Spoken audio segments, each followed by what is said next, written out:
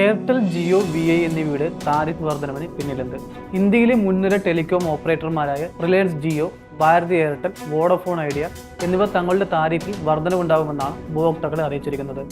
കമ്പനികളുടെ 5G സേവനങ്ങളിലൂടെ ധനസമ്പാദനം നടത്തുന്നതിനും ഈ മേഖലയുടെ സാമ്പത്തിക ആരോഗ്യം മെച്ചപ്പെടുത്തുന്നതിനുമുള്ള വഴിയായാണ് നിരക്ക് വർധനവിനെ അവർ നോക്കിക്കാണുന്നത്.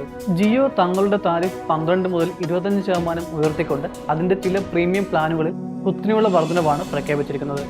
ഏറ്റവും സജീവമായ പ്ലാനായ പ്രതിദിനം 1.5 GB ഡാറ്റയുള്ള 28 ദിവസത്തെ വാലിഡിറ്റി റീചാർജിൽ 25% കുത്തനെ വർദ്ധിപ്പിച്ചിരിക്കുന്നത്.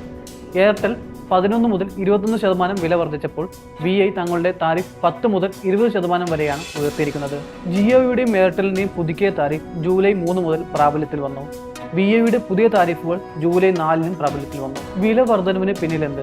ഇന്ത്യയിലെ ടെലികോം കമ്പനികൾക്ക് സാമ്പത്തികമായി ആരോഗ്യകരമായ ഒരു ബിസിനസ് മോഡൽ പ്രാപ്തമാക്കുന്നതിന് ഓരോ ഉപഭോക്താവിനും മൊബൈൽ ശരാശരി വരുമാനം 300 രൂപയ്ക്ക് മുകളിലായിരിക്കണമെന്ന ഭാരതി എയർടെൽ വാദിക്കുന്നു. എയർടെൽ പ്രസ്താവനയിൽ പറയുന്നു, ഈ സാഹചര്യത്തിൽ താരിഫ് വർധനവ് പ്രഖ്യാപനങ്ങളെ തങ്ങൾ സ്വാഗതം ചെയ്യുന്നുവെന്നും 2023 മാർച്ചിൽ അവസാനിച്ച പാദത്തിൽ എയർടെലിന്റെ ARPU 209 രൂപയായെന്നും കമ്പനി വ്യക്തമാക്കി.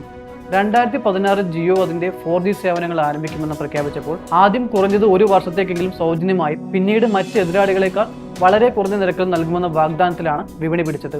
ഇതേ തുടർന്ന് ലോക വിപണിയുമായി താരതമ്യപ്പെടുത്തുമ്പോഴുള്ള ഏറ്റവും കുറഞ്ഞ നിരക്കിലുള്ള ഡാറ്റ നിരക്കുകളാണ് ഇന്ത്യയിലേക്ക് എത്തിയത്. തുടർന്ന് ഓൺലൈൻ സേവനങ്ങൾ ആക്സസ് ചെയ്യുന്ന ആളുകളുടെ എണ്ണത്തിൽ കുതിച്ചുചാട്ടം ഉണ്ടാവുകയും ചെയ്തു. പൊതു തിരഞ്ഞെടുപ്പിന് ശേഷം ടെലികോം കമ്പനികൾ വില വർദ്ധിപ്പിക്കുമെന്ന് ബേൺസ്റ്റീന്റെ ഒരു അനലിസ്റ്റ് കുറിപ്പിൽ വ്യക്തമാക്കിയിരുന്നു. എയർടെലിനെ സംബന്ധിച്ചിടത്തോളം അതിന്റെ RPU 2026 സാമ്പത്തിക വർഷത്തോടെ 280 രൂപയാക്കാനും 2027 സാമ്പത്തിക വർഷത്തോടെ 300 രൂപയായും സ്ഥിരത കൈവരിക്കണം. 5G ധനസമ്പാദനത്തിന്റെ തുടക്കം. 3 ടെലികോം കമ്പനികളും ടോപ്പ് ഡോളർ ചെലവഴിച്ച 5G സേവനങ്ങൾ അവരുടെ പ്ലാനുകളിലേക്ക് ചേർന്നതോടെ ടെലികോം കമ്പനികൾ അവരുടെ 5G സേവനങ്ങളിലൂടെയുള്ള വരുമാനം കണ്ടെത്തുന്നതിലേക്ക് എപ്പോൾ തുടങ്ങുമെന്ന ചോദ്യം ഉയർന്നു. അതിന്റെ തുടക്കമാണ് ഇപ്പോഴത്തെ വിലവർധനവിലൂടെ കമ്പനികൾ പ്രഖ്യാപിച്ചിരിക്കുന്നത്.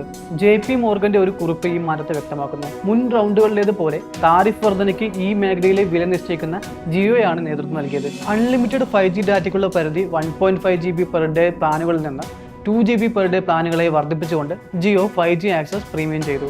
ഇത് 5G ഉപഭോക്താക്കൾക്കുള്ള താരിഫുകളിൽ 46% വർധനവ് വരുത്തി. 5G ധനസമ്പാദനത്തിന് കാരണമാകുന്ന മൊത്തത്തിലുള്ള വർധനയുടെ 2 മടങ്ങാണിത്, JP മോർഗൻ കൂട്ടിച്ചേർത്തു. അടുത്തിടെ നടന്ന സ്പെക്ട്രം ലേലത്തിൽ ടെലികോം കമ്പനികളുടെ നിശബ്ദ പ്രതികരണമാണ് കണ്ടത്. ലേലത്തിലൂടെ ഖജനാവിലേക്ക് 11,340 കോടി രൂപയാണ് ലഭിച്ചത്. ഇത് സർക്കാരിന്റെ കരുതൽ വിലയായ 96,238 കോടി രൂപയുടെ 12% മാത്രമാണുള്ളതെന്നും ശ്രദ്ധേയമാണ്. അതേസമയം 2022 5G സ്പെക്ട്രം ഏറ്റെടുക്കാൻ കമ്പനികൾ 1.5 ലക്ഷം കോടി രൂപയിലധികം ചെലവഴിച്ചിരുന്നു.